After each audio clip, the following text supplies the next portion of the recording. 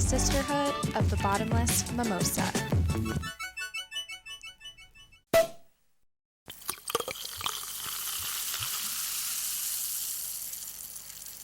What is up, my friends? Welcome back to the podcast. This is your host, Melissa, and you're listening to Mimosa Sisterhood, where we pop bottles and tell stories about the world's most badass motherfucking women.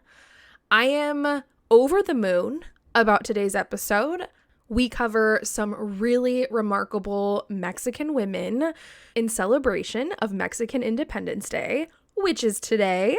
And I'm blown away. I am so blown away. We cover one woman from the 17th century, so really throwing it back in history. But we also cover a 26-year-old woman who is making insane history today. Like, I'm telling you right now, if you are one of those people that turns off a podcast after 30 minutes because you can't seem to invest the time to finish it, if you're one of those people, then just fast forward to the second part of this episode so that you can hear this story. It is absolutely phenomenal. I am just literally drop dead over the moon. And I have no one other than the absolutely amazing Andee Dominguez, who is my co-host today, who introduced me to her. And she does a fantastic job telling this woman's story, and you owe it to yourself to hear this. I'm going to keep this intro short today because you have so much to look forward to. But before we get into it, I just want to do a couple reminders. We still have merchandise available on the pod shop. We've got some hats, some shirts, a couple of different drinkware items. But the most exciting part is that merchandise round 2 is about to drop in October. I am super excited about this. I've got a really awesome design coming through that I'm going to print on some t-shirts. So y'all better get that paycheck ready because you're going to want to wear this on your body. So yeah, very excited about that. Stay tuned for that. And I have another really cool feature that I just launched, which is a super cool way to get you guys more involved with the actual podcast. If you've been listening to this podcast for a while, you know I drink an abundance of booze while I record, anything from wine to beer to cocktails to mimosas, all of the things. And now you have the opportunity to decide what I drink on the show. Do you have like a favorite beer or a favorite wine that you want to recommend me to drink? Or do you have a really awesome cocktail concoction that you think I should try and review on the show? Well, I now have a feature where you can buy me a cocktail, buy me a beer, buy me a wine, buy me a mimosa. Let me know what it is that you want me to drink. I will buy it. I will drink it on the show, and I'll give you a shout out on the podcast, and it will be cool as fuck. So if you're interested in that, check it out. It's linked in the episode and on my Instagram page, and I'm so excited to see what you guys pick. But I also pray to God that nobody picks anything that's tequila related because I have PTSD from college. All right, that's it for me today. Let's dive in, grab your alcoholic beverage, and get ready to partay. We have so much fucking shit to discuss in today's episode.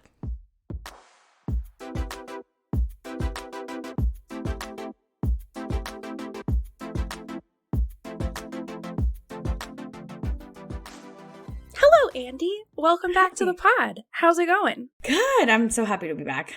You know, Fuck, I love this. Yes. I love it. I'm so happy you're back. And today we're doing a awesome themed episode. Yes. And it's going to be fucking fire. So everybody out there, get ready. Fasten your seatbelts. It's about to be good. There's might be a warning that I may cry. I've just been so emotional lately. That's okay. We welcome tears. I sobbed the entire time I was doing research. And then I was like, let me go back and rewatch this thing. And I was like crying. And I was like, I just saw this. Why am I crying? I cry all the time when I'm doing my notes. Great. I okay. shed a tear.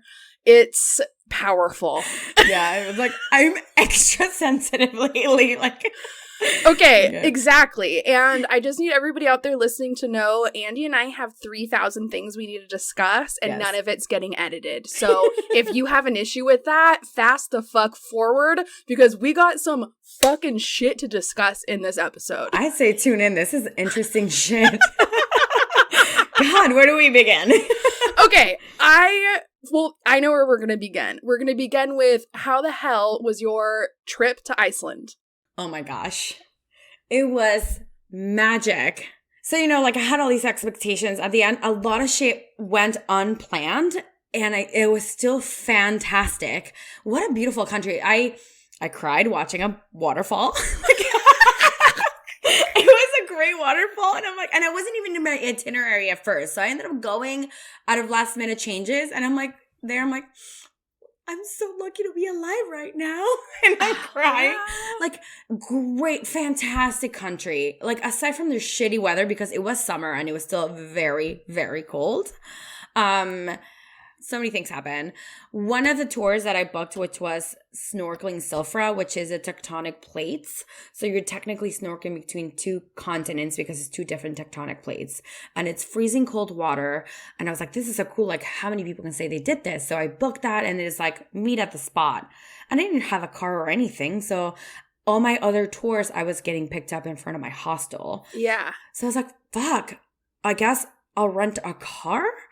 So I ended up renting a car and driving by myself. Wait, what side was the steering wheel on? Normal side. Okay. A normal American side. I will tell you, Melissa, at first I was so petrified. I was holding the steering wheel and clenching my butthole. I was like, oh my God.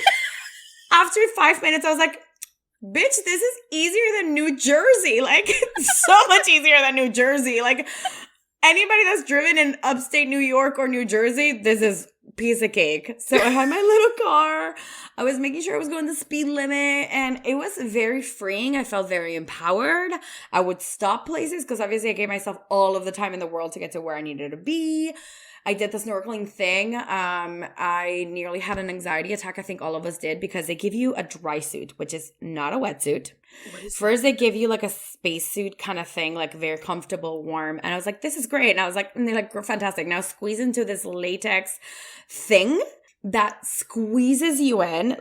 People need to put you into it. And they're squeezing in. It's tight in my neck. And I don't like anything touching my neck. A turtleneck, torture chamber. I don't wear turtlenecks because of that. And I'm like, and I'm like, why? And then we had to walk a mile to get to where we needed to go snorkeling. We're wearing our fins. A mask is tight on my face. My lip, I'm just because we're getting a whole cap. The only thing that really touched the water was my lips. Was it cold as shit? Did they turn purple? It was near freezing temperature at the beginning. I was like, this is painful. And after that, they go numb. What was going on with your feet? Did you have shoes on? Yeah, so they give you the dry suit has feet coverings. Okay. Here's the problem. I have tits and a stomach, and I'm a short person with teeny tiny feet but enlarged body parts. So therefore, they first gave me a bodysuit. I was like, my boo, this is not fitting me. I was like, take it back. So they gave me a larger one, and then the shoes on the dry suit do have sort of a sole, but they still give you fins so you can move. So then they had to give me extra large fins. So my tiny little feet were halfway through the bodysuit. Yeah, to the dry suit feet. So I was flopping around. So when they're just kick your feet, I felt like I wasn't kicking anything because my tiny feet were just not really doing their job. So I started using my hands, and they're like, don't use your arms because you're going to get wet. I'm like, oh, fuck it, bro. I'm just it's 15 minutes. It wasn't that long. I ended up getting soaked underneath the dry suit. I was the only one, but the clearest waters, delicious because it's spring natural water. So yeah. So can you just drink it? Can you just be gulping? Oh, absolutely. Were there fish animals? Was there marine life? No, there really wasn't any marine life. It was just rocks and crystal clear waters. And it was a really quick river around, and you're sort of going with the flow, but it's just stunning. So what was the other continent that you were swimming between? So it's Eurasia and America. So it's two tectonic plates. Because at first I was looking at the map, I was like, they're lying to us. There's no other continent in the island. You're a liar. You stole my money. No, but it's not technically to actual continents. And there are tectonic plates that have been like separating, and they separate every so little.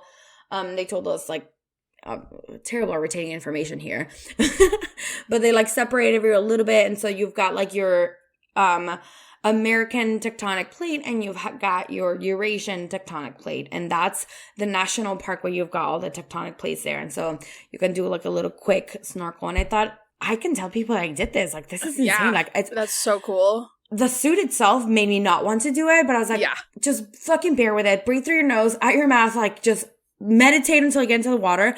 Once you're in the water, you become a bubble. You're a bubble and you just float. You can't even drown, even if you stop, just kind of sit there. You're just like a big bubble and then you just float. Oh my gosh. It was great. It was great. So cool. So beautiful. And they took like a couple of like GoPro photos of me, and it was incredible. And after that, I had the car for the rest of the day. So someone's like, go explore. Yeah. So that's when I went to go see all these other things that I kind of didn't have planned because of my budget of like tours. So when I did it on my own, most of it was free. And that's when I was like crying. And I was like, this is beautiful. That is so fun. It was so fun that I ended up renting a car 2 days later to go to the Blue Lagoon. That was cool. The worst weather. So I'm like getting pounded by freezing cold rain in my head. When I'm holding my beer, I'm like, yay, the Blue Lagoon. What is the Blue Lagoon? Is that where people go in the water like a hot spring? Yes. So it's not actually a natural hot spring. There are natural hot springs around, the ones that smell like eggs. All of Iceland, by the way, all of Iceland smells like eggs. You get used to it. Are you serious? Yes, which is great because when you're in hostel bathrooms and you're like, great, I'll do my business. Nobody will know. Is it the showers or is it me? Nobody will know. Oh my God. Yeah. Wait, so why does it smell like eggs? Isn't the egg smell sulfur? Okay. Sulfur in the water. Is the whole island just like sulfur? Yes, it's like all volcanic like rocks and sulfur. Yeah. It's a very interesting country. So small. Basically, all of the middle of Iceland is inhabitable. Is that the word? Yeah. Nobody lives there. Right. It's just all volcanic rock. And so you've got Reykjavik, which is your main city, and the majority of the people live. And then just tiny fishing villages all the way around there. And you can drive for miles and there's nothing, Melissa, not a bathroom, nothing. It's just rocks because you can't build on it. Yeah. So there's more sheep than people. So they have great lamb soup because there's lamb to spare. Oh my God. Do they have like polar bears or any like wild fucking animals like that? So no, they don't have polar bears. They have puffins, a little penguins are so cute. I didn't see any. Yes, yeah, like so weird. I've seen them pelican penguins. Yeah, they have like a weird smile, don't they? Yeah. No. They have like little, I don't know. You know what I know about puffins? Leave it to me to have animal facts. The puffins are one of the few handful of animals that mate for life. So like they find a wife? Yeah. Penguins are romantic. Yeah. Penguins are romantic as hell. Yeah, I didn't get to see any puffins because I didn't go like out exploring it. I don't think it was season. But they do have these horses, and they're Viking horses. And when the Vikings came over to Iceland, they brought these horses, and then after they haven't allowed by law, you cannot bring any other kind of horse breed into the island. So you have these gorgeous wild horses. They're a little bit shorter and stubbier, and there were so many of them. They're beautiful Viking horses. I'm so fascinated by Viking life. I mean, I know there was raping and pillaging, and it's horrible, and like I'm not glorifying or romanticizing any of that. But it's so interesting. The history is fucking wild.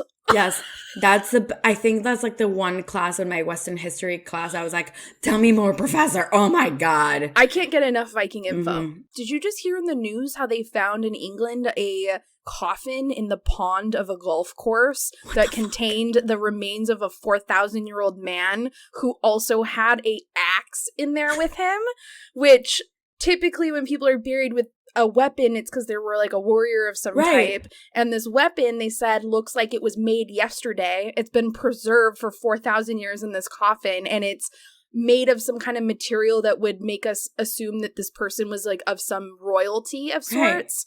Yeah, 4,000-year-old skeleton at the bottom of a golf course pond. Yeah, I was like, he ended up on a pasty-ass golf course. How wild is that? I know, he's probably so bummed out. He's like, really, here? This is where I end up? Oh my God. That's Craziness. crazy. Yeah, but Iceland's a very cool country. If you So like cool. nature, adventure, the water, like you cannot get enough of waterfalls. They're all different. Because someone's like, this other waterfall is like another waterfall. They're like, no, it's different. It's great. And I'm like, you're right. It is great.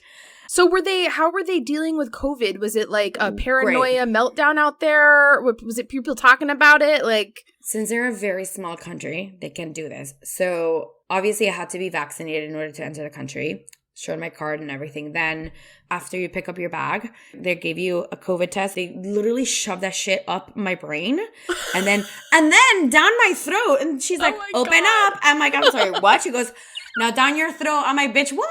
And she just went there. And I'm like, gag reflex. I'm like, huh? Oh my God. I was like, since when?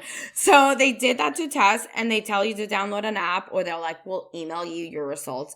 So I checked in. My room was empty. So I showered and I took a nap. And when I woke up, I had my results. I said, you're negative. And I went out and about. No masks, no nothing. So they don't even bring it up? Like here in LA, it's every time you walk through a door, it's kind of like, where's the it's a whole mask deal, which I get. Yeah. But I'm just curious, in other countries like Iceland, is that like, are there signs? Is it like, where's your mask? Any of that kind of stuff? Only public transport. So like buses, they made you wear a mask, but anywhere else there was like not a mask mandate at all. Wow. And it's because every tourist needs to get checked. And obviously if there's like, they track you.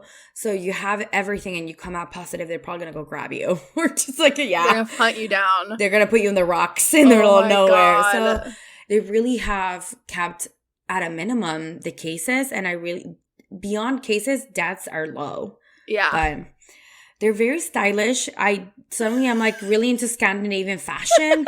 There's a girl with like an orange like raincoat. I'm like, yeah, I want that. So cool though. Like, I am a huge believer of solo travel. Everyone's got to do it like once. Loved it. Great trip. 10 out of 10. Hell yeah. Yeah. That's one huge win for pandemic life. Yes, absolutely. Living your life. After that shit got tumultuous. Okay, but now the last couple of weeks have been insane. We had to cancel our last recording because Andee got COVID out of fucking nowhere, and now her leg's broken. I broke the leg first. Oh, you broke the leg first? Okay.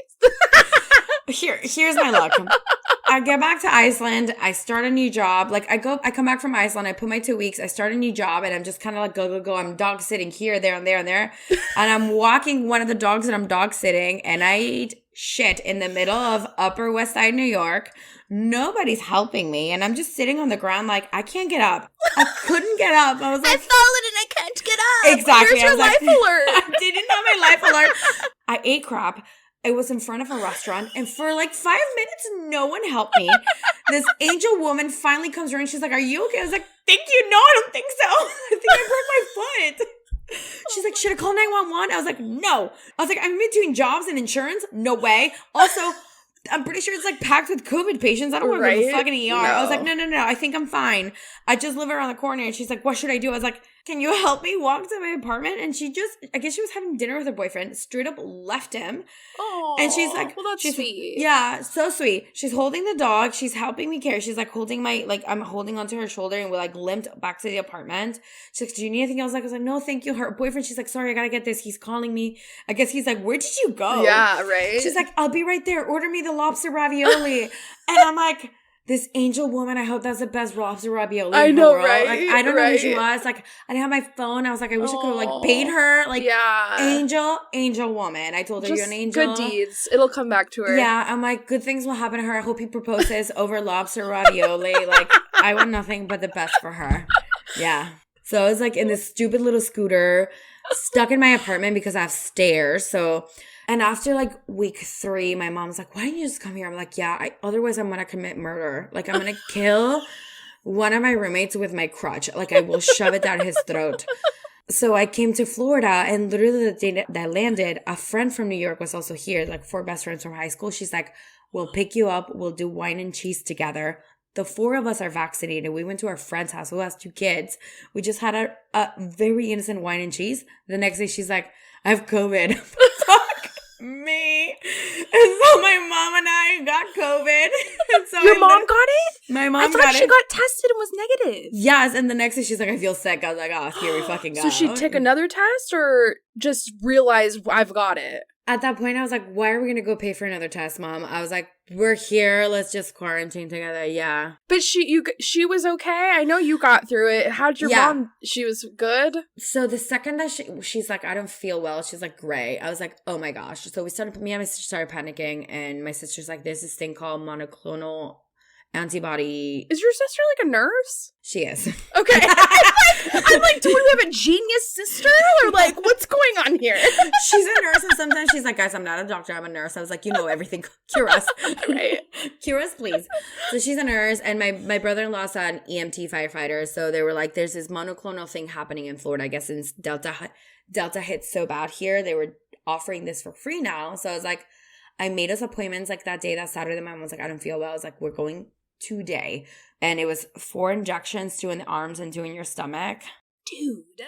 Yeah. This shit is nuts. Melissa, I'm pretty sure I glow in the dark in the nighttime. Like, it's just so much shit in me. What I find weird is we're living in this pandemic where there's different news articles being released on the motherfucking daily. I've never heard anything about this. Me either. I had no idea. My mom's like, that's Trump's thing. That's what they gave Trump. I guess it was still very experimental when he got it. But it's monoclonal antibody treatment. It's not just for COVID, but like they decided, like they're like realized like this helps, and it helps reduce hospitalizations and death by 70%. My mom, since her symptoms were pretty mild when she started feeling sick, the next day she felt almost brand new. And I felt like I had a cold. I've not heard of this. I've not heard of this in the news. I don't feel like this has been offered at like my Kaiser within my health insurance. And so I don't know. It kind of trips me out that like there could be things out there that are helping people, and like Nobody for some reason the majority of the country doesn't know about it. And so it's like, what the fuck is going on? How do I get this? Because we did have to sign papers, and they gave us like a whole like paper afterwards. And like the last sentence, Mom was like, I don't feel too good about this. It's like, we're not held responsible. Blah, blah, blah. I'm like, Mom, they have to say that so we don't sue them. Yeah, I'm like, if it was like, if we suddenly grow tails and you glow in the dark and I'm like transparent, like. Well, I'm so happy you're better and your mom's better. Hopefully your foot will be better soon. I can walk with a boot now, so I'm waddling places. I'm waddling through life. It's good. The worst. All right, I think it's time. I think we gotta get into this. Yes, I know, because otherwise we could keep going. I know. Oh my gosh, I love it. All right, what are you drinking? I'm at my mom's house, and since I was at a 2-year-old's birthday party, I had sangria there, and I also had tequila soda because I was like, yellow. I opened the fridge, and there she had an Apothic Red that was open. Nice! I just bought this the other day from Costco. Yeah, it's very sweet, but it's good. It holds up. Originally, when I thought I was going to do the podcast at my sister's house, I had bought one called Figment. It's from Trader Joe's, but the problem with that bottle is like you open it, you have to finish it. I know, big bummer, but because it's never good the next day. But I was toying between that one and I don't know if you tried Snoop Dogg's wine. The Crimes? The 9 Crimes? Yep. Yeah. It's so great. It's very so good. Yeah. It's very tasty. Is that a red blend? Yep. Yeah. Blends work. I like red blends. Yeah. It's great. Maybe I can get a deal with something like 9 Crimes, but have it be women and then we tell their story. That'd be so dope because they do need women. There's definitely women in jail that have stories to tell. Well, I mean, it doesn't even have to be jail, but it could be. Yeah, true, because Snoop Dogg's not a convicted felon, but No, he ain't. Martha Stewart is. We could put her in the bottle. I know. She's actually on my list of villainesses to cover. God, I thought of a woman that was like, oh man, she's evil. She's an evil bitch. I was like, I should tell Melissa, and I can't remember, but I'll remember one random night. It's evil bitch. Yes. Okay, so I have a cool thing today. And this wasn't the original plan. I had bought a bottle of wine for our episode as well. And then I got this for my birthday. And I'm like, oh, this is perfect for our episode. Great. So it's basically vodka, but it's made with Marionberry. What is that? I don't know what it is. It looks like a blackberry. But it's like a liquor bottle. Black vodka. It's black vodka. I've tried that in Spain. Fire. Yum! But it tastes like wine. Like, this tastes like red wine. Interesting. But I'm drinking it on ice alone. I'm not adding anything else to it. And it is vodka, just with, like, these berries infused. But it tastes like wine. It does not taste like vodka. It looks like wine, like the color of it when the light hits it. It's super dark. It looks like it's like a dark Merlot or something like that. Yeah. And I liked it because it's called Wild Roots. And you and I are doing a themed episode today. On our roots, baby. About Mexican Independence Day. Yes. And we are both Mexican. So I thought, what better episode to drink some wild roots when we're going to be talking about our roots today? I love it. I absolutely love that. The name's amazing. Isn't it? So I don't know where she got this. I literally just started drinking it like right before this episode. And I need to text her and be like, where the fuck did you get this from? Because I'm into this. And your tongue isn't black. Because I've tried black vodka in Spain. And all the photos, we had like black tongues, all of us. But it was delicious. And you drink it on the rocks. Yeah, that's how I'm drinking it, on the rocks. It's 70 proof, 35% alcohol. Oh my God. And it's in like a vodka bottle. It's like a fifth of vodka, basically. But it literally tastes like wine. Love that. And the name's great. So cool. So cool. So I have to like a little bit tread lightly because I'm drinking vodka wine today. It's okay. I've mixed all my alcohols. Yeah, I mean, I'm going to get through my little portion and then I'm going to re-up when it's your turn. Love that for you. All right, should we do it? Let's do it. All right. Well, I already told everybody. Today we're going to be celebrating Mexican Independence Day, which is September 16th. Which is when this episode's coming out, so we're really killing it. But before I talk about my lady, why don't you tell us about Mexican Independence Day? Can you spit some knowledge? Yes, I absolutely would love to spit some knowledge, but also reference back to the last episode that I did, because I definitely hit on that. I covered the godmother of Mexican independence, Lorena Vicario. But yeah, it's when Mexico just sort of did an uprising against the Spanish. Miguel Hidalgo was the first one to really just like do the cry for the independence, and you got your rebels and you were trying to drive Spain out of Mexico. And what they called in Mexico, they celebrate on the September 16th at night. It's called El Grito, because it's like the scream for independence. So you scream at midnight, almost like New Year's, Viva Mexico. So it's like El Grito of Viva Mexico of independence. So I'm getting chills. So emotional. I just got chills right now. like we both just got chills at the same time. Yeah, so it's really fun. So you like celebrate on the 16th, and you're usually off the next day because, hangovers. But you do El Grito and you like scream Viva Mexico like on Independence Day.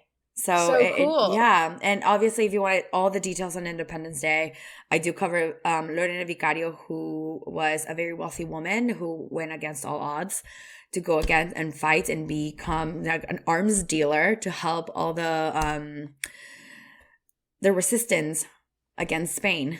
Yes. So, yes. So I'll link that episode in the description. So if anybody wants to listen to that first or next, it will be there for easy access. But we're going to have a good convo today. Yes. Andee and I are both Mexican. Yes. I am half Mexican, non-Spanish speaking. Andee is full Mexican, Spanish speaking. I was born in Guadalajara. Yeah, I've been living in the United States for over 20 years.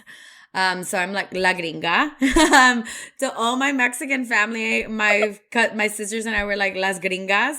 And then over here, I'm like the Mexican. Right. But I've always been told that I don't look Mexican enough. So I'm here like in like a gray area of like, but what am I then? So I've grown up my whole life being considered white, which I was absolutely raised in a white environment. So everybody is totally on board with like assuming that. I am dark-haired and dark-skinned, but I get called, white all the time, which whatever. But what I think is ironic about it is that I don't even speak Spanish. So like, sure, that makes a lot of sense, but you do fucking speak Spanish and you literally lived in Mexico and people still think of you as not real Mexican.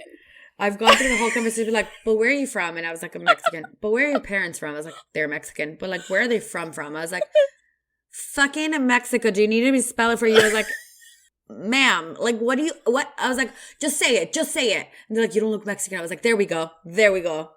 Yeah. Great. So it's just weird. It's very strange. And it's like, well, then what qualifies as Mexican then? If you are Spanish speaking and you were born from Mexico, how are you not viewed as a real Mexican? I mean, I can get where it comes with me. I'm only half and I don't even speak the language. But I mean, my grandparents were born in Mexico and my whole dad's side of the family is Mexican and Spanish speaking. So where from? My grandpa was from Chihuahua. Okay. And I can't remember where my grandmother was from. I literally texted my dad this before the episode to try and have him tell me, and he didn't respond. He read it and ghosted. So damn, Dad. Damn, Dad, you should have came through. I know. I was like going to come prepared with it, and then I'm like, fuck. All right, well, I guess that's out of the picture.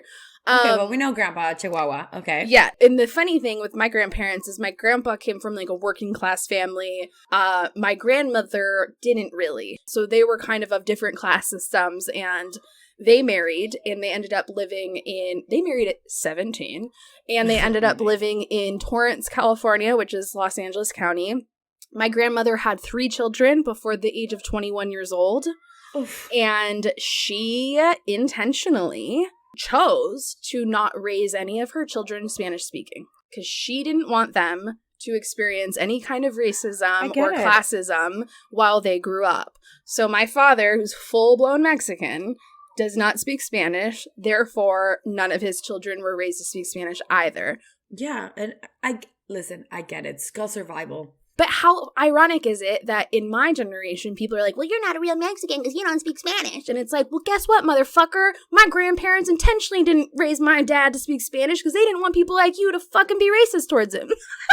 What's the irony there? I've been called a not real Mexican because I guess I'm not a chola from deep south LA. Right? Like in a gang.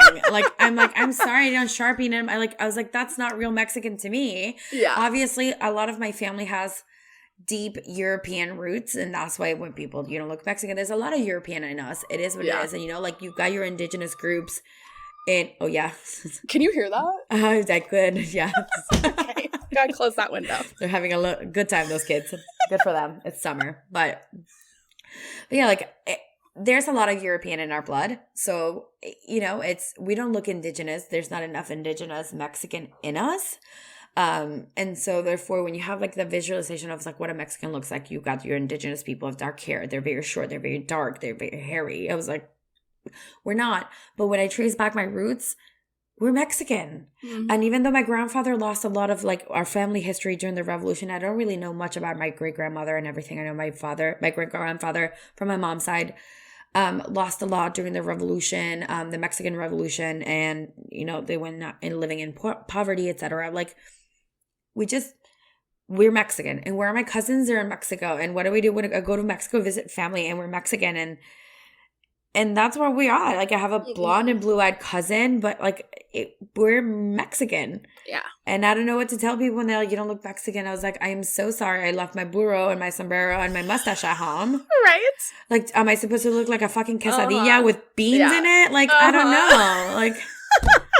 It's like telling somebody that has brown hair that they're not white enough.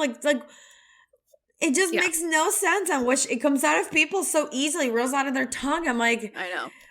I'm sorry I'm not your stereotypical TV Mexican, but for the love of God, we all look different. So, yeah, it's crazy. Yep. It is pretty crazy. Yeah. I'm excited to see who you decided to cover. Yeah, I know. And I'm very interested to see if this woman was on your list because I know you said how you had a long list of Mexican women that you can cover.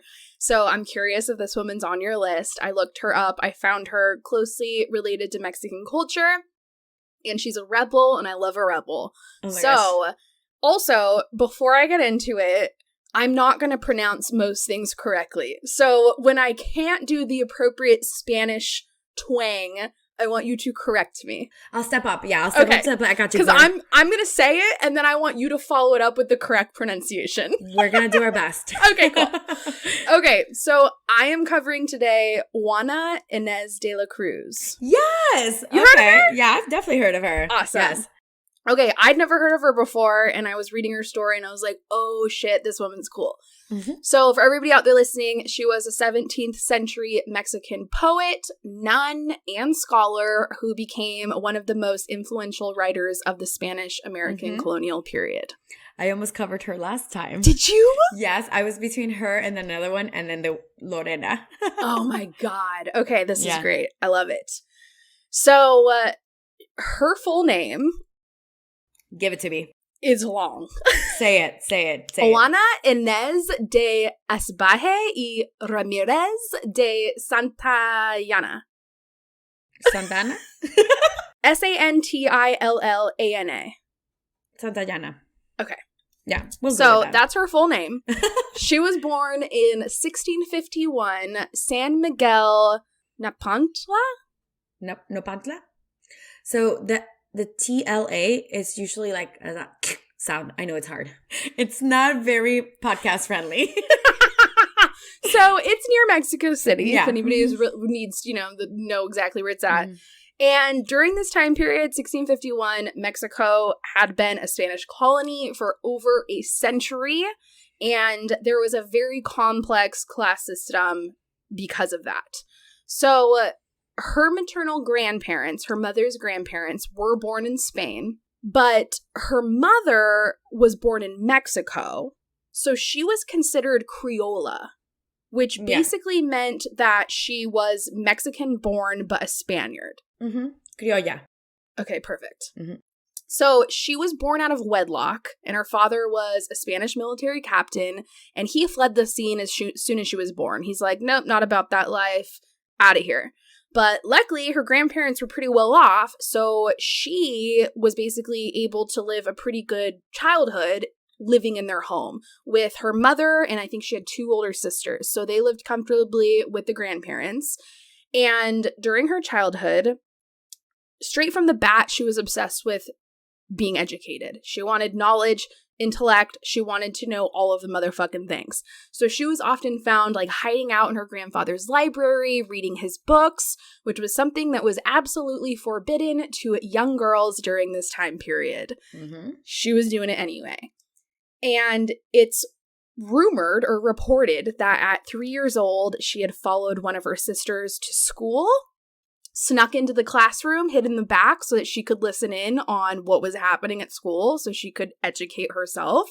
At 3? At 3 years old. Oh my God. And it's also rumored that at 3, she was able to read and write in Latin. And then by her early adolescence, which I assume is like 10 or younger, she had already mastered philosophical debate, Latin, and the Aztec language, Nahuatl. It's that TL sound, that Nahuatl. Okay. Yeah, it's hard to pronounce. There is an L at the end. Nahuatl. Right. Yeah. So yeah, she could do all that shit at apparently like under the age of 10. So gifted. Very gifted. Smart. Yeah. Very gifted. And wanted to learn. So she knew growing up, obviously, that education wasn't huge for women or young girls. And that it was pretty much, especially higher education, was pretty much only available to men. So she had begged her mom to let her dress as a man in disguise so that she could attend university. Of course, her mother said absolutely fucking not. But yes. I think that just shows like this level of persistence of like, I will literally go to the extent of dressing like a boy so that I can get accepted into school and just forever continue learning and educating myself. So cool. Like, what I find interesting about that is, like, especially in a time where women were empowered to learn, the fact that she just naturally wanted that, even knowing it was, like, not the norm. Like, where does that come from? How do you have that, like, passion out of nowhere? You have to be born with that, because that's what I'm saying. Easily be submissive to the rules. But she said, nah, I will. Oh, I just need to be a boy. I'll cross-dress. Like, right? Cool.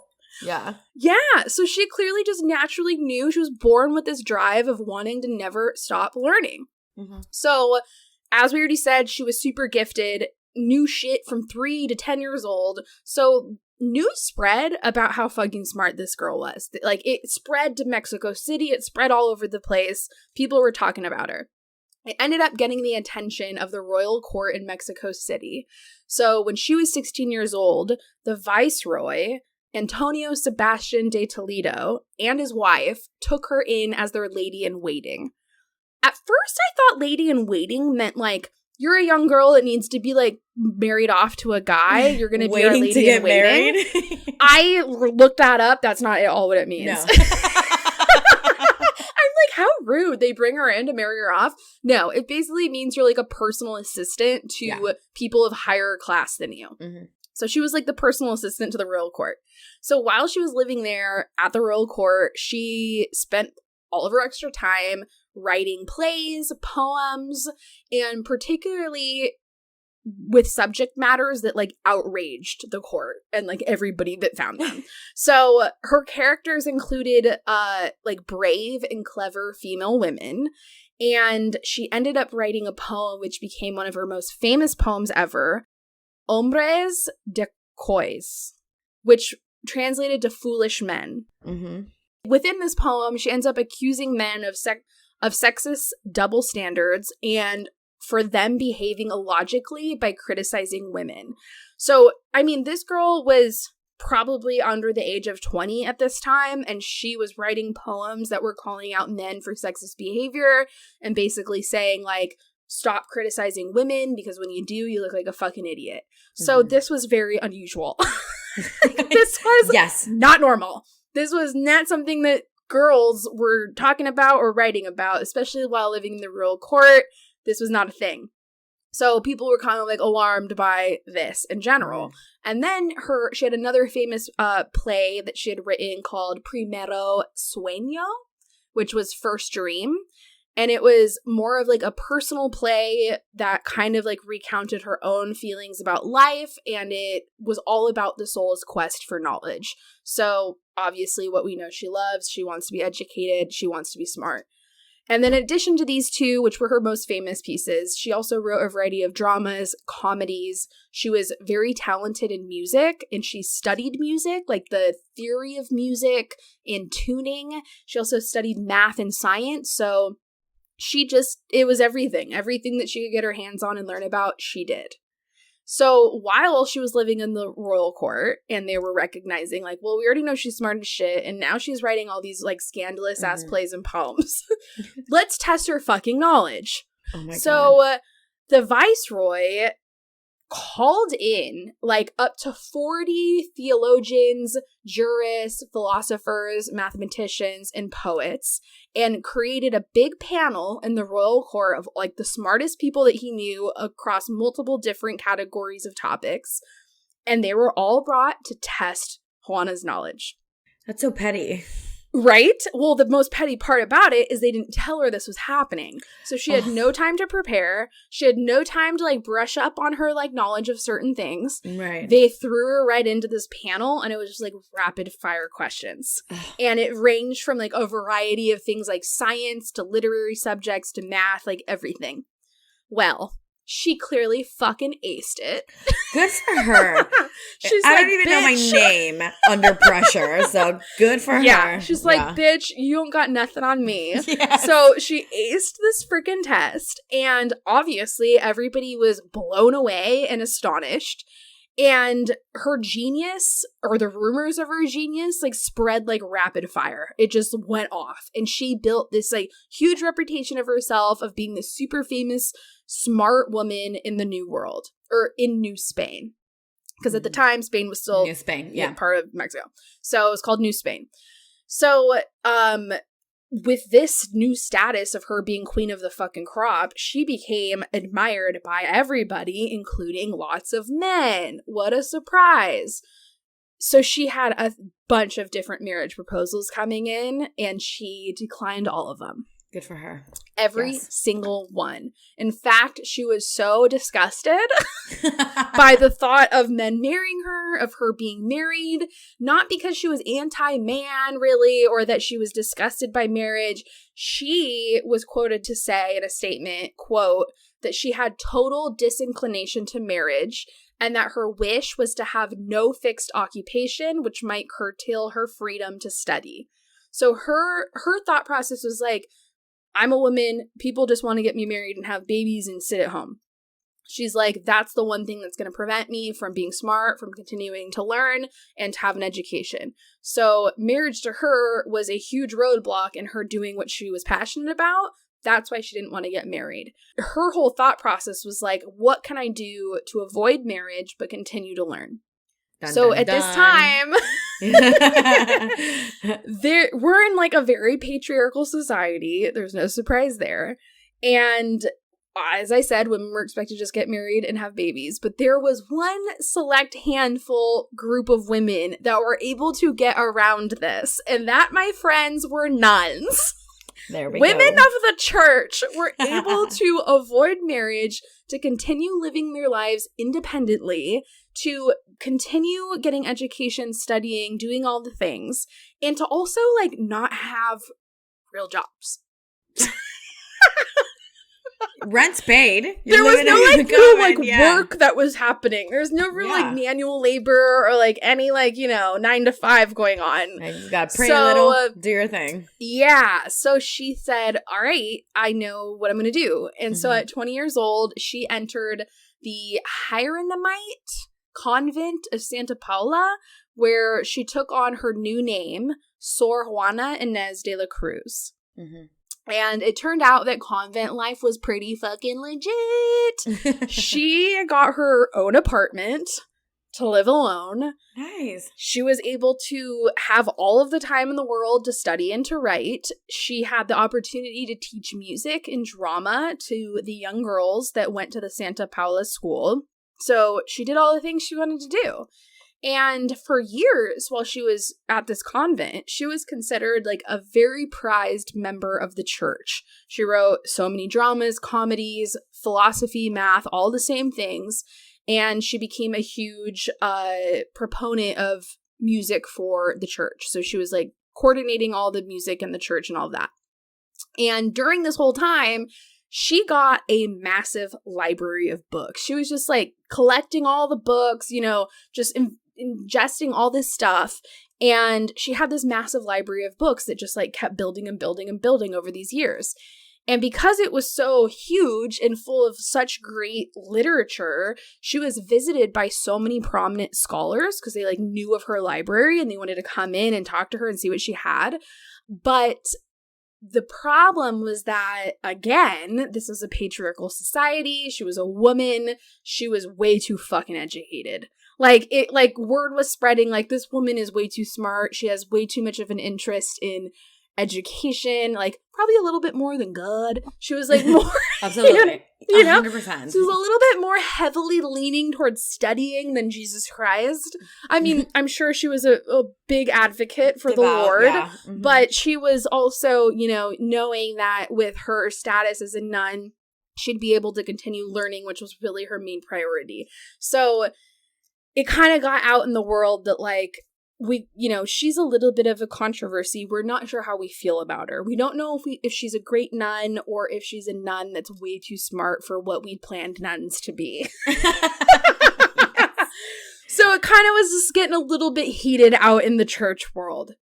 Then in 1690, a male bishop decided he was going to stir up a fuckload of drama.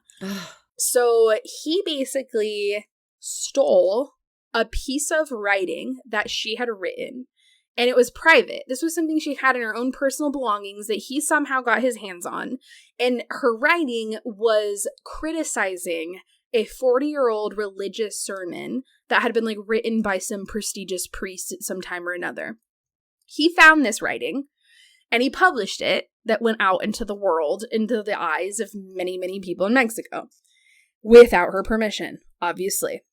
So her critique basically was challenging the hierarchy of religious authority, which was not what nuns did. They were not out here looking at shit and saying, you know what, I'm not okay with the way this hierarchy is going in the religious world. He published it. So people read it and they were like, I'm sorry, what? What did you say, frickin' nun? Like, what's your issue? Like they were like in shock that she had these opinions. Mm-hmm. And it was super controversial. And so the same guy that like published her writing then published his own, like, response to her writing, being like, you know what, Sor Juana, as a woman, you should really be focusing on prayer rather than writing. He mansplained basically what she was saying. Yeah, he stole her own shit, published it as, like, she had published it, and then, like, responded to it like, fuck you for writing this, when he was the one that put it out there to begin with. And he thought he was all smart and getting one over on people that he had, like, the first response to it, you know? I have no words. Right? I'm so mad. Right? We have a word. We have a word in Mexico for people like that. We're going to call What is it? Culero. Nah, What does it mean? this is a big culero. So, like, culo is technically like a bad word for, like, ass or, like, butthole. But, like, when somebody's a culero, a culero can be, like, a pussy or just, like, motherfucker. Like, it translates to many things, but it's just, like, culero. Yeah. Yep, that was him. Mm-hmm. Yeah. So he then wrote this rebuttal and was like, fuck her, I can't believe you said this. So then she responded. She was like, well, fuck, all right, well, I guess the word's out. And she basically responded by saying, quote, God would not have given women intellect if he did not want them to use it. Boom. Boom. Boom. And in addition to that quote, which was phenomenal, she also had written things about how she was defending women's right to formal education. She also advocated to women's rights to serve as intellectual authorities, which is pretty much what she was challenging in that sermon, is like, why aren't women part of this hierarchy here? Like, why? And she explains why. Her reasoning on why she thought that women should be part of the hierarchy of authority was because she knew that a lot of men in higher up positions were taking advantage of young girls and women. And she said, hey, guess what? We could really be avoiding a lot of sexual assault, a lot of abuse, if there were more women that were in higher up positions. Let women like me be high authorities of education so that I can be the person that's teaching young girls, so that there aren't 12 little girls in a room with one fucking creepy 30-year-old man who thinks he's the fucking shit. I mean, today's 2021 and that shit still exists. So, I mean, this woman just an abnormally gifted woman from the beginning and just really breaking glass ceiling after glass ceiling before there was a glass ceiling. Yeah. So, obviously, the whole thing turned out to a huge fucking blowout. Like, it was not good. It was not good. It got out, word spread, people were pissed. And it basically opened up a can of worms. And so everybody started labeling her as this radical. She's this controversial figure. She's supposed to be a woman of God, but she's so out of control. You know, the same stories we always hear. I'm surprised they didn't call her a witch because like, I feel like... Right? That could have How been did like they burn her at the stake? Right, like they could have used the word witch so quick on that. Like, it totally could have. Yeah. Yeah, so all this news spreads and it gets the attention of all these bishops all over the fucking country and they're yelling at her and saying all this shit. It finally hits the Archbishop of Mexico and he hears news about it and is of course not pleased. So he basically publicly strips her of her prestige and he forces her to sell all of her books and to give up writing forever. That's fucked up. That's so fucked up. He's like, fuck you. You can still be a nun, but like you aren't as cool as we had talked about you being and you can't have any books anymore and you're not allowed to write. Did she keep the money for the books that she sold? No. Of course not. Obviously, she's pissed. Like, first of all, censorship. Can we talk about that? Like, they have this holy woman in the church who all she's doing is educating herself and bringing up very thoughtful, smart thoughts about how can we better educate other young girls so that they can be empowered and raised in the right environment.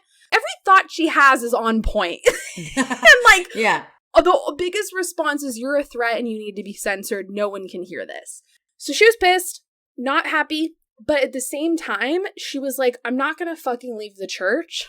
So she basically accepts her penance. That was her penance, was losing all her books and never being able to write again. And she had one last act of defiance. Love it. Give it to me. After they set all these mandated rules on you can't do this and you can't do this and you can't do this and you were in blah, blah, she renewed her vows under these new set of laws.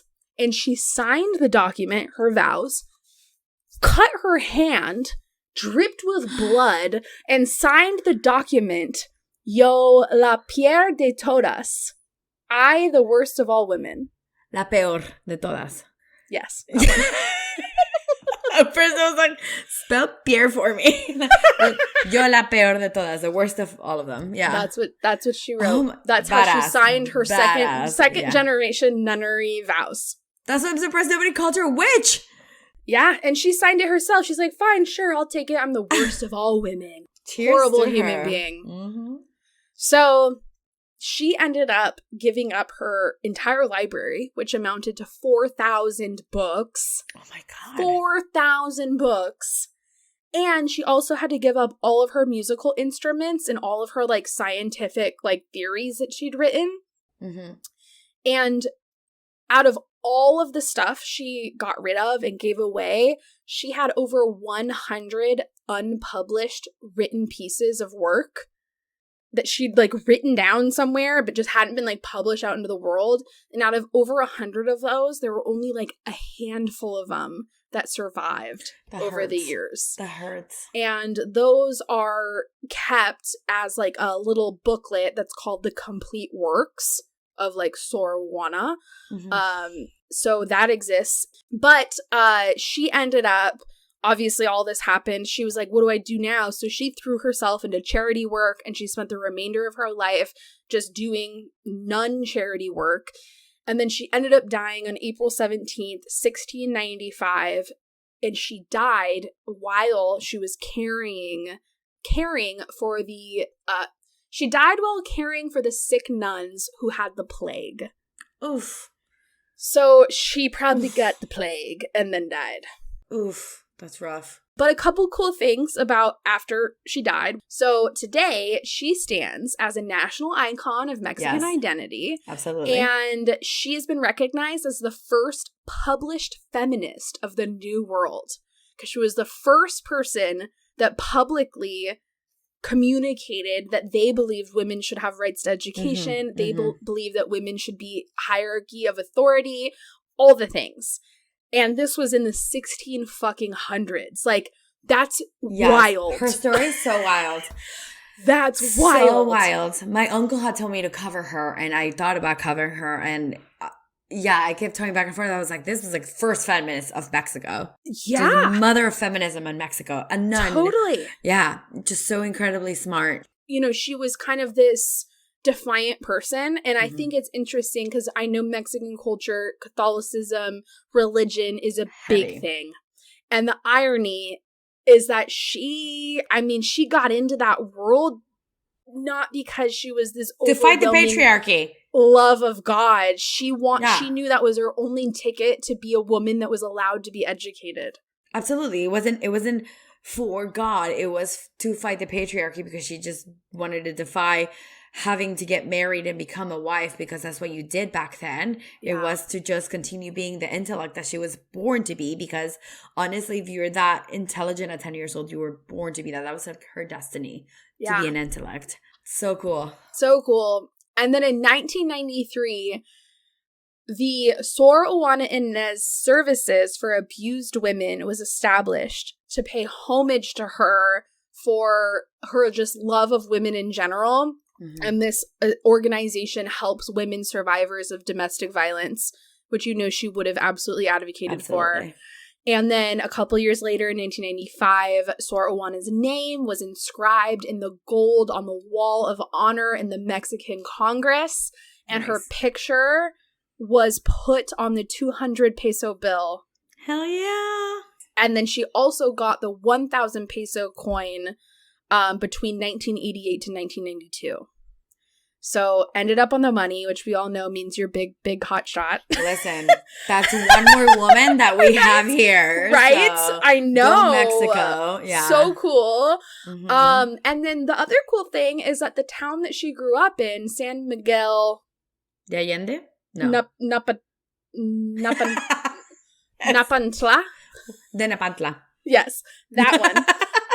They renamed the whole city.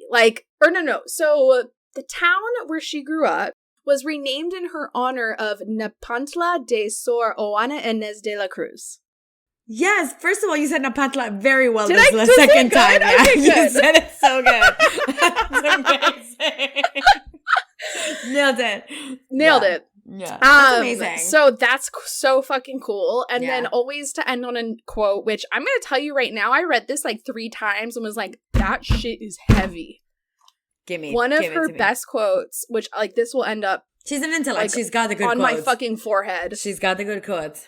Quote, I don't study to know more, but to ignore less. That hits heavy. Isn't that deep? That hits heavy. I don't study to know more. I just want to know less. Or ignore less. Ignore is the key word there. Because I live my life literally the opposite. I'm like, oh my gosh, ignorance is bliss. I'm so tired of knowing so many things. Is there anything else you knew about her that I didn't bring up? No, that's about it. And like when I started reading about her and I started reading kind of like her history and I was like deep into another woman. Yeah. And even though I ended up somewhere else. Mm-hmm. But yes, I was just really into the fact that she like became a nun and it was that. And I just like knew she was like the feminist and like poetry and writing literature. And like that was she was known for. Cool. All right.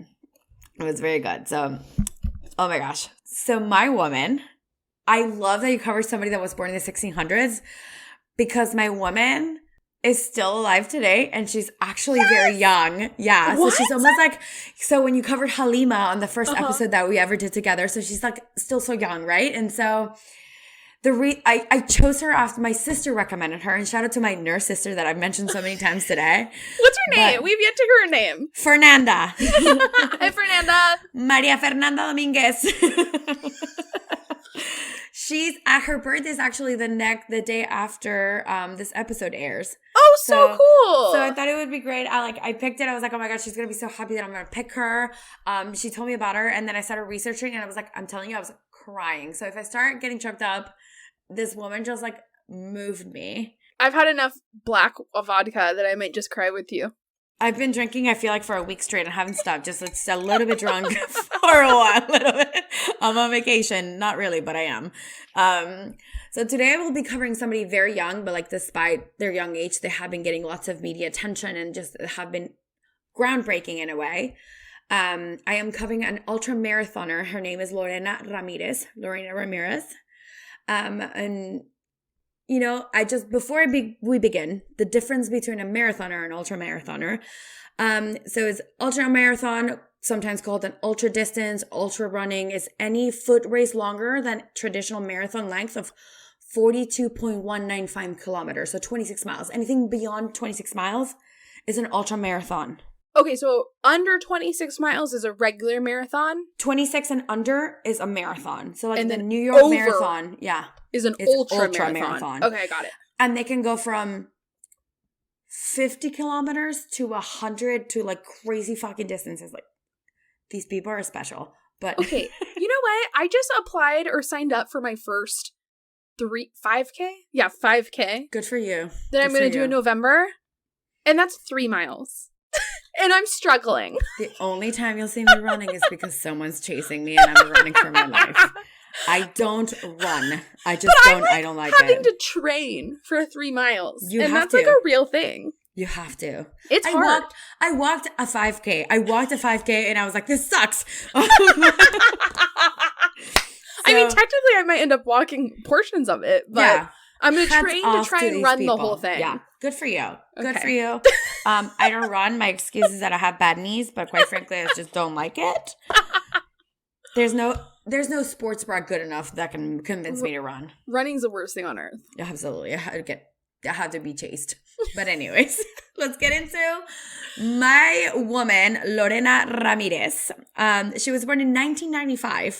So that makes her, I want to say, like 26, 27 today. She was born and has habitually resided locally in Ciénaga de Norahuachi in, I'm really glad you told me this, Chihuahua, Mexico, from where your grandfather's from.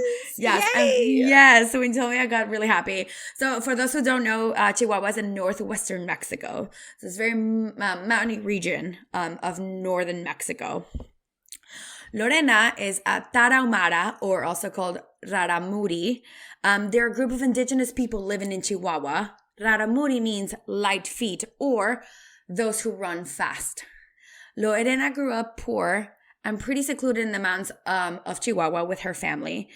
She has 9 siblings, and her father and brother had to walk 5 hours to go to school.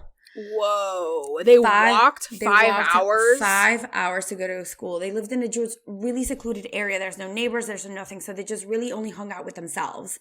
The Tarahumara, I know with indigenous people here in the United States, you see them in tribes. And that's what you think of indigenous people. You think tribes. But really, the Tarahumara indigenous people, they just really live secluded. They just sort of have like their area of living, and they're farmers, they have cattle, etc. So with that said, the women didn't get an education. So Lorena, her sisters, her mother never got an education.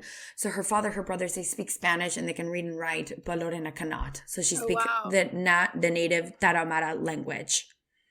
So she just stayed behind taking care of the animals in the farm to just provide for the family.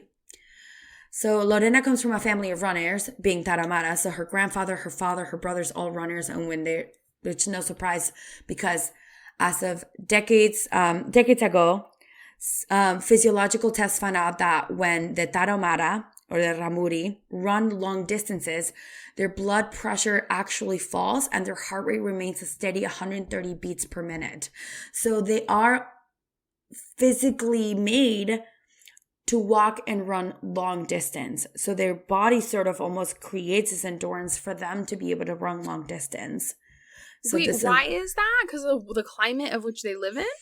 It's their native physiological DNA. Whoa. That's what study shows, because the Tarahumara, the Rarámuri, which means light feet or those who run fast, are known to be runners, known to be long distance walkers and runners. Whoa. So they did physical studies decades ago to figure out why, and there's actual physical component to them, almost like how Michael Phelps swims really fast because he's longer. Mm-hmm. The Tarahumara have this in them. So there's like a study that came about that.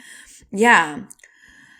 So over the years, the Tarahumara runners have splashed across the ultramarathon scene. They have not been widely recognized, but they have been starting to run actual ultramarathons. In 1993, the year that Lorena was born, they emerged from Copper Canyon to dominate Colorado's high-altitude Leadville Trail 100. So it's 100 kilometers that they had to run. And that's when they first started competing and started making headway, becoming stronger as the race progressed because they are long distance runners. Their history and running techniques become famous after this author, Christopher McDougall, wrote a book about them called Born to Run. So the Tarahumara kind of went under notice. They were like sort of running these ultra marathons, and nobody really was noticing them. Perhaps because they were not winning them, right? So they're like, who cares? And this man came out with this book called Born to Run. He went to the Tarahumara regions in Chihuahua and started running with them and wrote a whole book about them. My sister, shout out to my sister again. My little sister's gonna get so jealous. We love you too, Ale.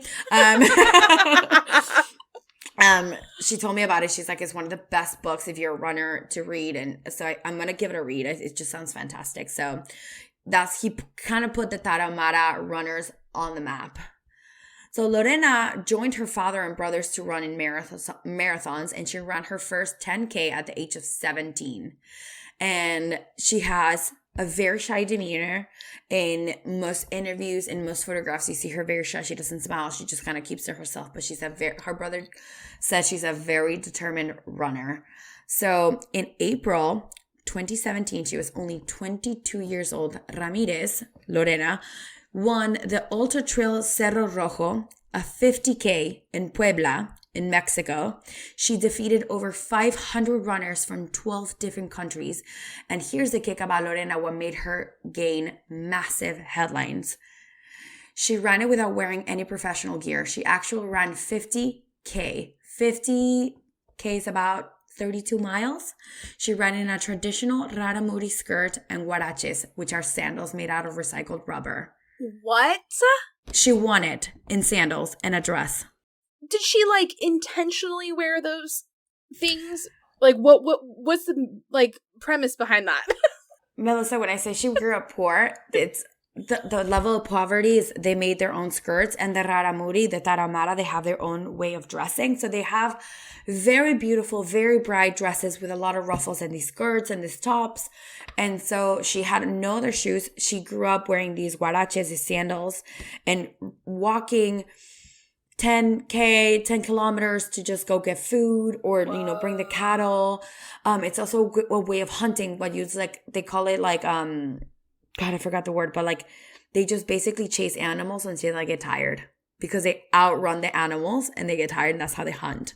So they wear these shoes, these sandals, these huaraches, and that's what she just knew.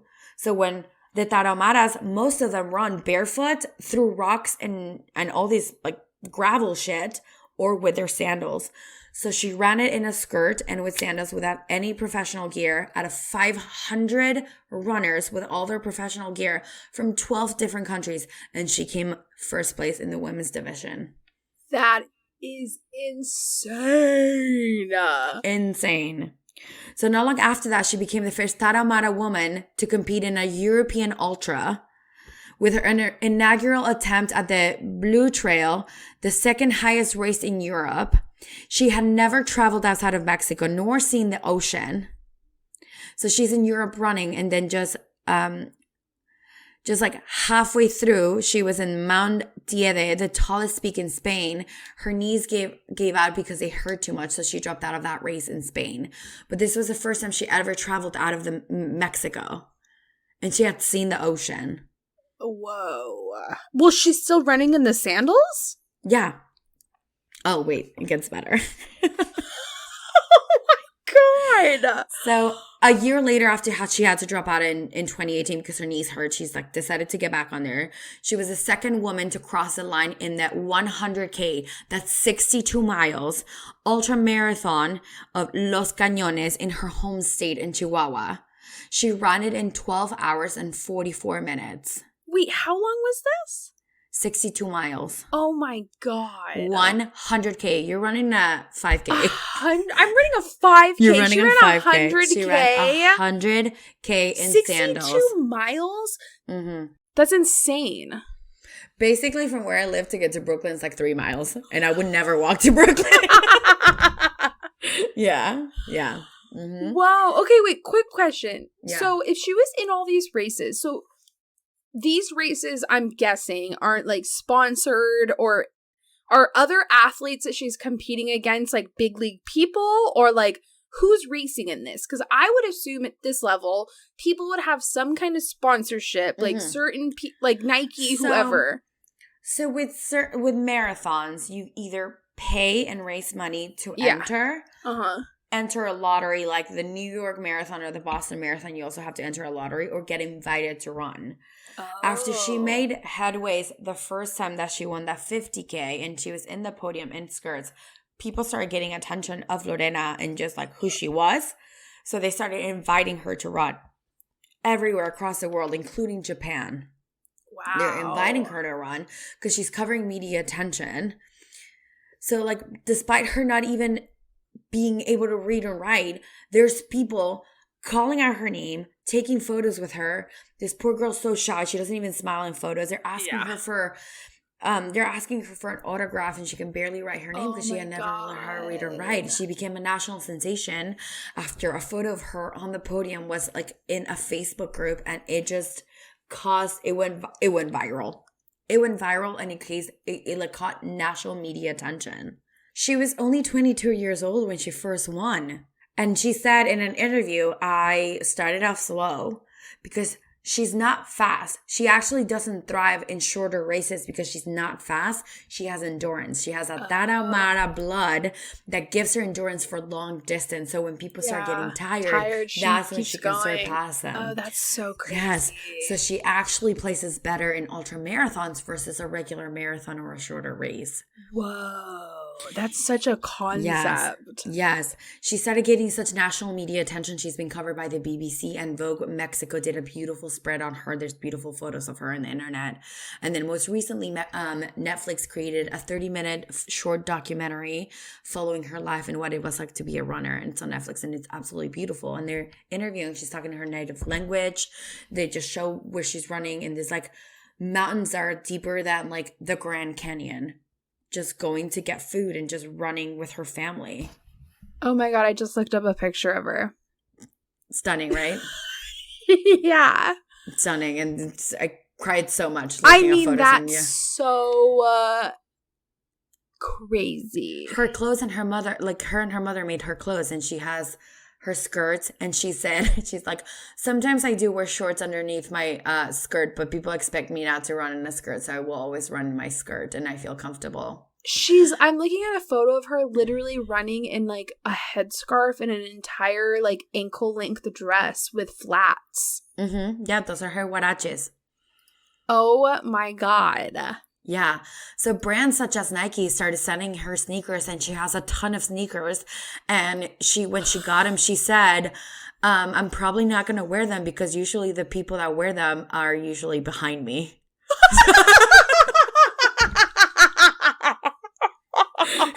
She's like, why would I wear these? Yeah. Why would I wear these? They lose. Bitch. Yeah. Nike, better wake up. Gotta start making some fucking running sandals. Yeah, some running huaraches for Lorena. Yeah. My God. And she said it feels, she's tried them, obviously, and she's like, it doesn't feel natural to me. And even one time she had to run in the rain and almost got hypothermia in her feet because of how cold she was. But she finished in her sandals. I'm in a pouring rain. Craziest photos right now. Like, yeah. I'm jaw dropped. I'll send you a link, and you can link them also in the notes. There's a 12-minute YouTube video of her, and I cried 3 times. I watched that video 3 times and I cried. The Netflix documentary is out, and it's 30 minutes, and it's beautiful. And she just, an indigenous woman just running, and there's no frills. She has sometimes a tiny stick and a little water bottle.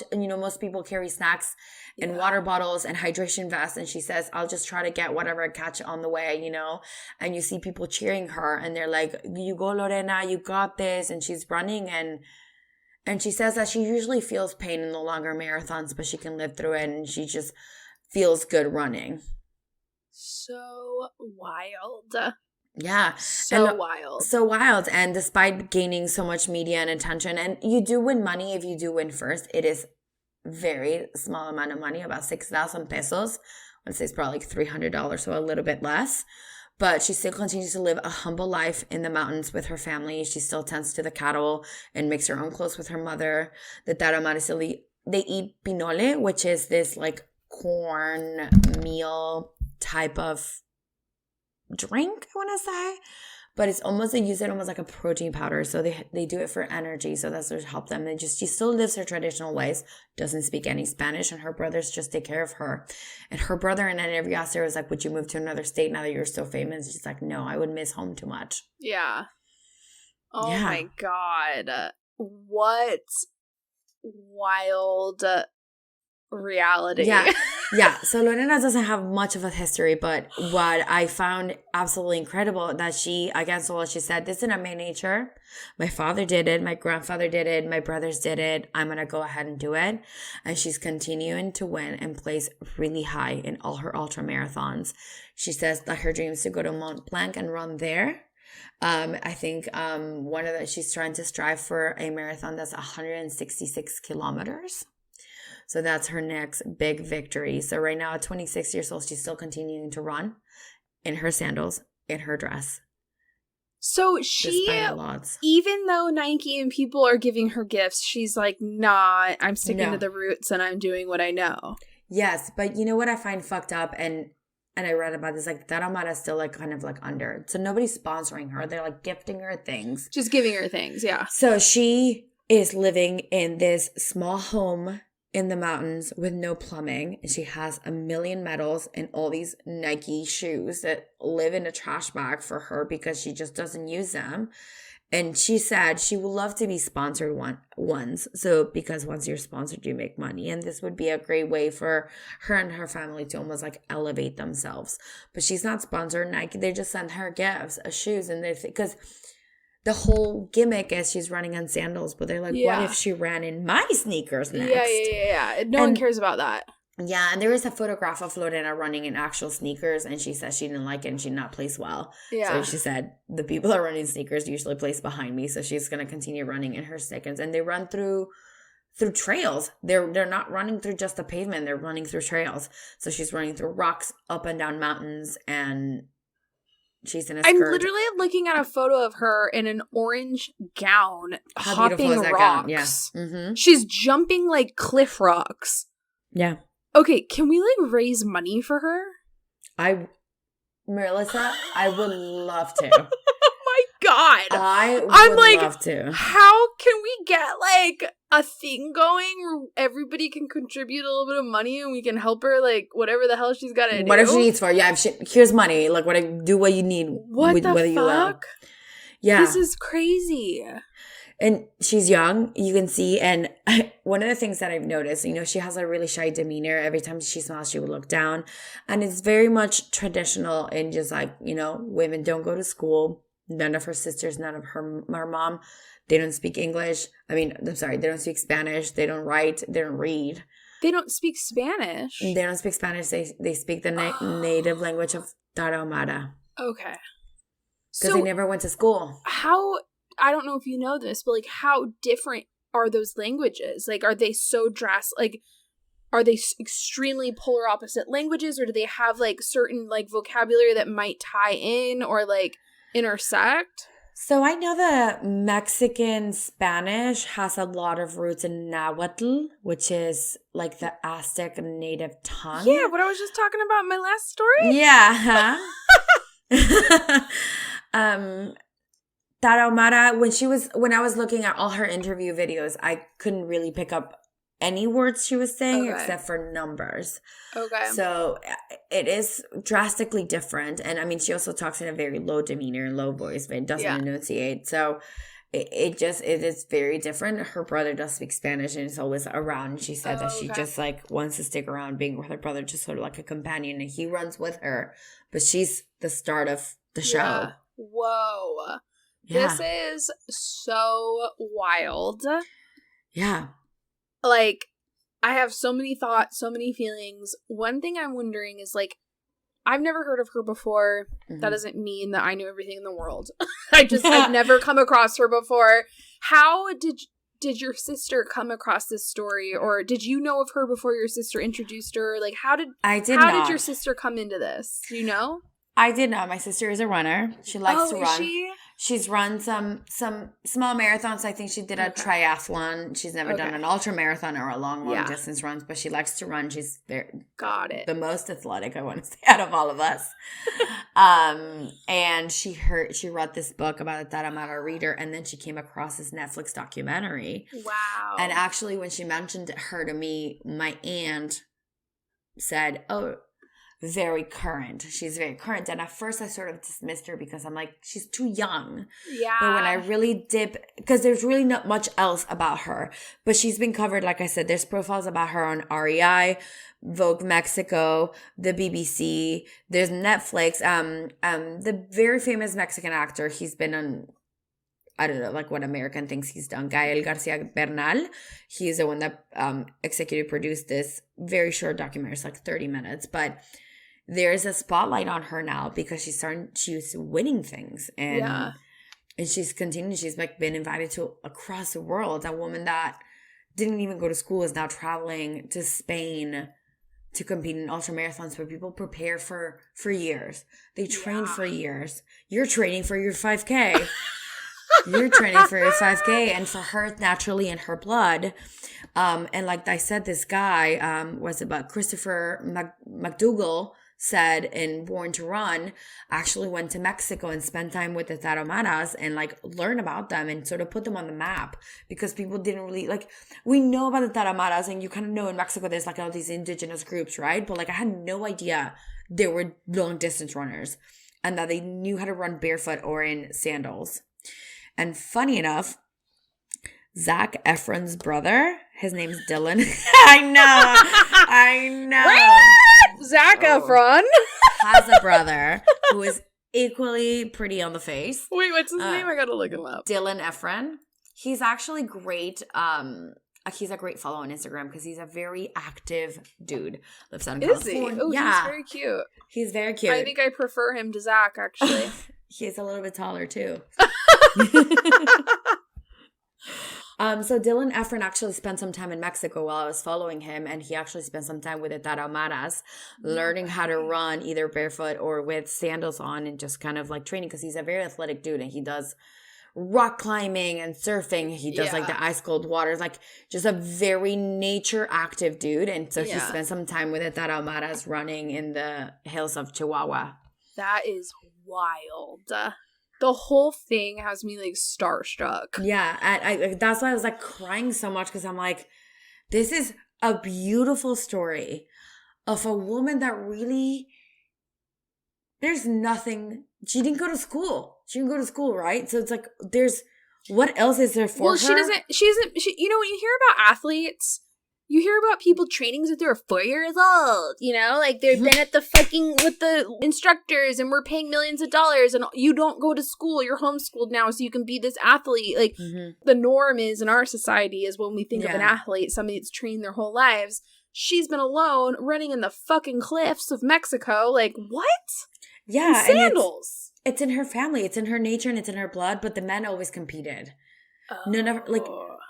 But the men competed, and then she decided to compete, and it's just paved the way for women to be put on the map. And the fact that she won is when people said, oh, because they're like, yeah, we see a tarahumara here and there, like some dude running in sandals and shorts, but then here's this girl in sandals and a dress, and she won, and they're like, excuse me, what? And you see a photo of her in her first race when she was 17 up in the podium, and she's looking down. She doesn't look happy because that's how her demeanor has always been. Yeah. I mean, she's probably uncomfortable being in a spotlight where they're so remote and isolated in the world that they live in. To be on a podium around other people of different cultures and countries, you're freaked, you know? Yeah. And I love that she said, I would love to continue running as long as my body is able. And the day that I stop running is when my body gives out. So for her, it's just a natural way of being. It's not, she doesn't have that competitive demeanor of like, I must win for money. I must win for medals. It's something that comes natural to her, and she's loving it. Isn't she just amazing? And I'm like, yes. Like, I'm literally in my brain right now thinking of like, how can I create a campaign for us to raise money for this girl? Melissa, if you tell me we're going to go to Chihuahua to meet Lorena. Let's go! Yes. I mean, I have to fix my ankle because I can't even walk right now, let alone just... Well, it would have to be, we would have to do an interview where you would have to communicate with the brother who was communicating to her, and it'd have to keep going back and forth. And I just sit there confused because I don't know what the fuck anybody's saying. We're also going to get you some Spanish lessons. We're gonna teach you. Oh my God, how crazy. Right. So I know a lot of people. I worked with someone who was an ultramarathoner, and I want to know, like, I wonder if they know about them. They know about Lorena. They know about this. Probably, I would say no. No. And I actually looked up ultramarathoner, like, records of women, and Lorena's not in there. There's no Tarahumara women. And I'm wondering, is it because the records are not broken? Is it record for the specific race? Because they did say that she broke some records with her first race, the 12 hours and 44-minute race. So I would love for her to just be more put on the map and recognized. Yeah. Internationally. But she's getting that media attention. I think she's slowly, I mean, she's still so young. She's only 26 years old. So I think it's one of those things where it's like she can get a lot of media attention because she's so different from the norm. Like, that in itself is always going to attract people and be like, oh, we're so interested. But what needs to happen is like something or somebody to like actually be like, we're going to get you to the finish line in bigger capacities than just a magazine cover. You know what I mean? Yeah. Like Nike, somebody needs to be like sponsoring this girl. Like, how is she not? I mean, I know they're sitting her fucking shoes, family, but like. I think her family, you're right, like beyond sneakers, I think her family does deserve a home with plumbing. That'd be great. Right? The bare minimum. Yeah. I mean, I think first steps would be great to go meet her and sit down with her and talk and see how she needs help and just figure it out. I will do my due diligence, Melissa, to figure out how we can help her out. 2022 trip to Chihuahua. Woo! I've never been, so that'd be great. Literally my thoughts are, who can I reach out on her team, which is like her brother? When do me and Andee get to go to Mexico? When can I start building the GoFundMe? Yeah, and like I read like for interviews that will reach out to her brother, like reception support. He has a cell phone, but it's like such poor reception they can barely get through to him. So, what we got to do is reach out to Dylan Efron. We're gonna.